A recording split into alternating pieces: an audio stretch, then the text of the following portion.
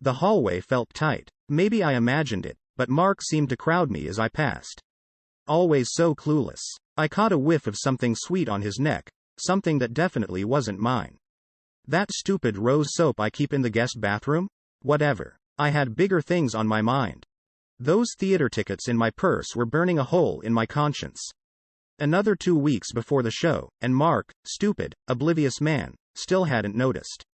The tickets were for Emily and me, a way to get out of town for the night. He wouldn't ask, wouldn't think twice. It was stupid how easy this was. Emily's text popped up, a laughing emoji and 3 hearts. God, I loved her. My fingers flew across the keyboard, a flirty little comment that'd make her grin. If I couldn't be bold with her, what was the point? The guilt jabbed at me, but who was I kidding? This was way past a guilty crush. The butterflies in my stomach whenever I saw her name on my screen, that wasn't normal friendship stuff. Then it hit me, that damn credit card statement. We're not exactly rolling in money, and that little inn in Emily's town wasn't cheap. Weekend getaway, my ass. Mark was bound to see that charge. Sweat prickled my neck. I'd lied about something work-related, thrown together some excuse about a conference. I'd have to come up with a better story. Fast. Maybe a last-minute girls' trip with my old college buddies? Yeah, that could work. If only it didn't feel like one giant lie layered on top of another. I couldn't do this to Mark forever. The sneaking around, the constant fear of getting caught, it was exhausting. But the thought of stopping, of not seeing Emily, that was unbearable. Emily was my escape. Every giggle, every stolen touch, it was like air after being suffocated for years. Mark used to be fun, but that spark had been gone longer than I cared to admit. I couldn't tell him, couldn't break his heart. He was decent, I guess. Reliable. But Emily, she made me feel alive. Had to be worth it, right? This kind of passion, this head over heels feeling. That was once in a lifetime stuff. The damn phone rang right as I was curling my hair. I scrambled for it, hissing a quick, "Hey babe," into the receiver. Emily's voice crackled on the other end, bright and giggly. "Guess what?" she said, and I could practically see her grin through the phone. Before I could respond, Mark's footsteps headed toward the bathroom. Panic clawed at my throat. "Gotta go." I practically squeaked into the phone, slamming it down before Mark walked in. "Just checking in?" he asked, a strange look in his eye. Damn it, should have gone into the bedroom for privacy. "Nah, just a junk call," I lied, trying to shrug it off. But his eyes were narrowed, suspicious. Did he hear anything? Emily was so damn bubbly, it wasn't like I could hide who I was on the phone with. Mark lingered, and my heart thrummed against my ribs. Was I imagining it, or was that a flash of something? Hurt?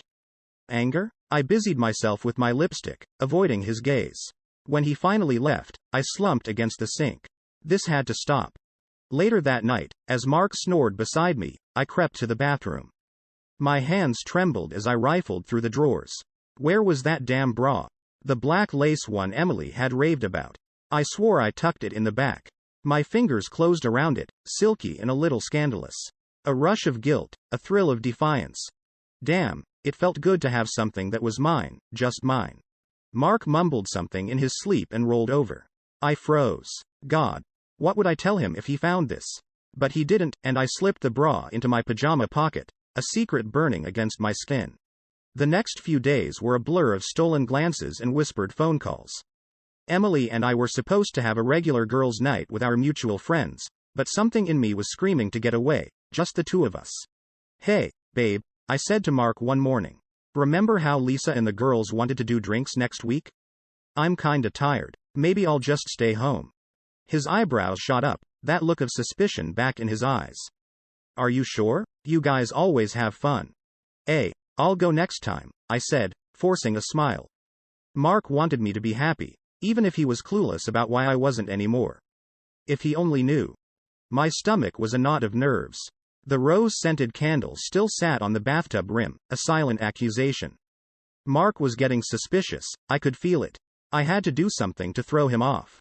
One morning, over coffee, I forced a bright smile. "Hey, remember that cute bed and breakfast we always said we'd go to? Maybe a little weekend trip? Just us?"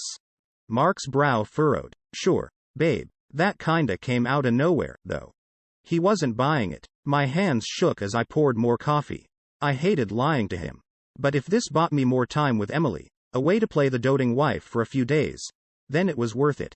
The family dinner a few nights later was a disaster waiting to happen. Mom on my left, Mark right across from me, and Emily seated directly in his line of sight. I couldn't eat, my heart pounding every time Emily flashed that smile in my direction. So, Mom chirped, "Sarah, how's work been lately?" I fumbled for something, anything, to say, but then I felt it, Mark's stare burning a hole through me. Did he know? Could he feel that connection between Emily and me crackling across the table? Across from us, Emily's foot brushed mine under the cover of the tablecloth. A jolt of electricity, a reckless thrill, shot up my leg. That night, as Mark lay beside me, breathing slow and steady, I thought he was asleep. But I made the mistake of glancing at him, and in the moonlight, I saw his eyes were open, staring up at the ceiling. He knew. God, he knew. The next day, he went out for a long run. I knew he always left his phone on the charger. My hand twitched, the temptation almost overwhelming.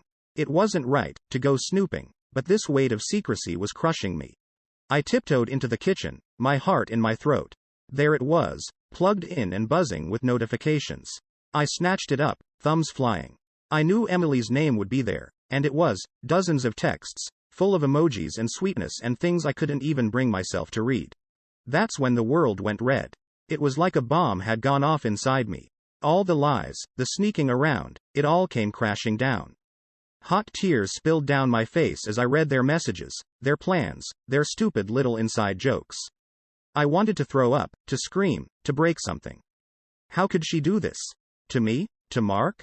My fingers shook as I dropped Mark's phone back on its charger, my whole body trembling. Emily and him. Those texts. I was a fool. Not just a fool, an idiot. Naive. How had I missed how unhappy he was? Or had it been a lie all along, just like me? The rage burned hotter than shame. Mark came back from his run, clueless and unsuspecting, all sweaty smiles. I wanted to throw up, to scream at him, but I didn't. Instead, something cold settled inside me, a twisted determination. If they wanted to play games, I'd show them how it's done. Mark went right back to his oblivious routine, and for a few days, I pretended everything was fine. I cooked his favorite meals. I smiled. All the while I started paying closer attention. Following patterns. Noting his schedule. It was frighteningly easy. A flash drive tucked in the back of my underwear drawer. A few careful searches on the computer after he went to sleep. Finding places to buy those tiny spy cameras, a burner phone for a number he wouldn't recognize. Then, the hardest part, waiting for the perfect moment. One afternoon he was helping with some yard work, the sun hot on his back. "Hun, could you grab me a lemonade? I'm parched." Maybe my voice sounded a little too sweet. He didn't question it, just patted my butt and grinned as he headed inside. While he was distracted, I slipped the camera into our bedside lamp. No way he'd notice it there, hidden in plain sight. It was like setting a trap, the thrill laced with a strange kind of sickness. That night, as we lay in bed, Mark's snores rumbling next to me, I felt an odd kind of power. I wasn't just his clueless wife anymore. He wouldn't get away with this. A few days later, I couldn't take it anymore. Mark was acting extra cheerful, humming to himself in the kitchen. I cornered him, trying to make it look like I was heartbroken, not furious. "Mark," my voice cracked just the right amount, "I think something's changed." "I'm not sure. Dot, are you happy?" He looked up from his coffee, startled. "Of course, babe. Why do you ask?"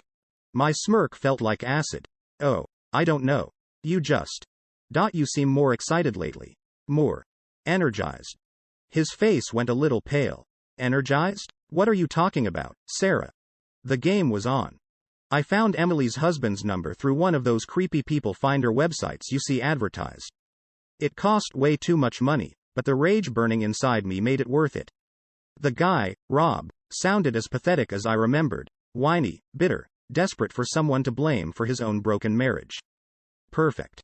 "Look, I don't know who this is," I said into the phone, my voice disguised enough, I hoped, "but I think you should know some things about your wife, Emily." There was a long pause, then, "What kind of things?" His voice was all sharp edges. I hinted, just a few little details at first. Nothing outright, just enough to get him interested. The places I'd seen her car parked those late nights, the way she lit up talking about her best friend. His breathing got heavy on the other end of the line. "Who the hell is this?" he demanded. "Just a concerned citizen," I said, hanging up with a click. That was the easy part. My mom was next. Those anonymous envelopes in the mail, filled with snippets of Emily and my texts. The cruelest ones, the ones filled with lust and mockery. My mom was old-fashioned. She wouldn't understand this kind of betrayal. Shame would wash over her, and shame on me would follow soon after. Then came the big one. Those videos from our bedroom camera, the sickening proof sent directly to my work email. All those late nights, working overtime, weren't so believable now, were they? When the whispers started at the office, the snide looks, I almost lost my nerve. But I forced myself to smile, to act like nothing was wrong. Finally, the last nail in the coffin. One of those cheating spouse websites, a detailed, anonymous post about my lying, manipulative wife, and her poor, pathetic best friend. I even posted some of the videos, carefully edited to make me look like the heartbroken husband and Emily the cruel homewrecker. Mark was watching me crumble. My forced smiles faltered. I stopped eating, snapping at him over little things. He was probably thrilled, the perfect victim act falling right into place. I saw a flash of smug satisfaction in his eyes sometimes, and it fueled my rage even hotter. He didn't know what hit him was coming. Soon, everyone would. It was almost laughable how quickly it all fell apart. The whispers at work became outright stares. Emails with those damn videos started circulating faster than I could delete them. My phone buzzed with texts from Mom, a mix of fury and disappointment. A few cowardly friends sent vague messages about being there for me, which I knew meant they were gleefully waiting for the juicy details. Emily was getting it even worse. Her husband, Rob, had gone full on psycho. He posted screenshots of their texts on her company's Facebook page, ranting about sluts and homewrecker. She got fired, obviously. Then Mark finally decided to make his big move. Cornered me in the kitchen one night, all righteous anger. He slammed a stack of printed out texts and photos on the counter. "Care to explain this, Sarah?" His voice was low, deadly. I tried. I sputtered about misunderstandings, about Emily being in a bad place. Mark scoffed, throwing another pile of papers at me. Bank statements showing the fancy hotel stays Emily and I lied about. "You disgust me," he said, his words like knives. I knew then that it was over. All the begging and pleading in the world wouldn't change anything. He wouldn't listen, he didn't care. The next few weeks were a blur. Mark moved into the guest room, barely speaking to me except through clipped instructions from his lawyer. I got served with divorce papers in front of my gossiping coworkers, the ultimate humiliation. My whole world crumbled. Emily vanished, probably hiding in shame with whatever was left of her life. Friends who used to laugh at my jokes now sent pitying looks, or worse, nothing at all. Mom wouldn't even return my calls. But the worst of it was Mark. The man I loved, the man I betrayed. He looked at me like I was nothing. Once, I thought I saw a flicker of pity in his eyes, but it vanished just as quickly, replaced by a coldness that chilled me to the bone. I'd made my bed, and now I had to lie in it, alone, surrounded by the wreckage of what was once my life. I spent my days in a haze, answering the lawyer's relentless questions, packing up the parts of my life Mark didn't want, trying to find a cheap apartment in a corner of town I could afford. Emily was a ghost, no calls, no texts, vanished as if she never existed. The isolation was crushing. One night, fueled by cheap wine and desperation, a thought clawed its way into my blurry mind. Mark was obsessed with detail, always had been. Those spy cameras, the burner phone, everything was always so carefully planned. But why? Unless. Like a switch had flipped, a horrible clarity washed over me. It wasn't just anger driving Mark, it was calculated revenge. The late-night computer sessions, the strange satisfaction in his eyes, it all clicked. He'd orchestrated this. Every agonizing step.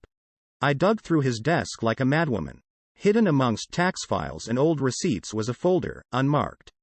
Inside were notes, timelines, screenshots, and a list of websites. The People Finder one, the infidelity forums, the burner phone receipts were all there. It was like staring at a blueprint for my destruction. A wave of nausea washed over me. I'd been so consumed with my own anger and deceit that I never saw how deep his ran. He wasn't the heartbroken victim, he was the mastermind. The fury that had been simmering turned into a cold, hard dread. The next day, the divorce hearing was brutal. Mark's lawyer presented his evidence, the photos, the texts, painting me as a heartless monster. I sat there, numb, knowing he'd planned it down to the last detail. Even the flicker of smug satisfaction as the judge ruled in his favor felt like a calculated move. Leaving the courthouse, the weight of it all crushed me. I'd been played, outsmarted at my own cruel game. Now, I wasn't just the cheating wife. I was the pathetic, ruined fool. It was a humiliation far worse than I'd ever dished out. Mark had won. But as I walked away, amidst the ashes, a new kind of determination ignited inside me. I wouldn't be his victim anymore. If he wanted a war, I'd make damn sure he regretted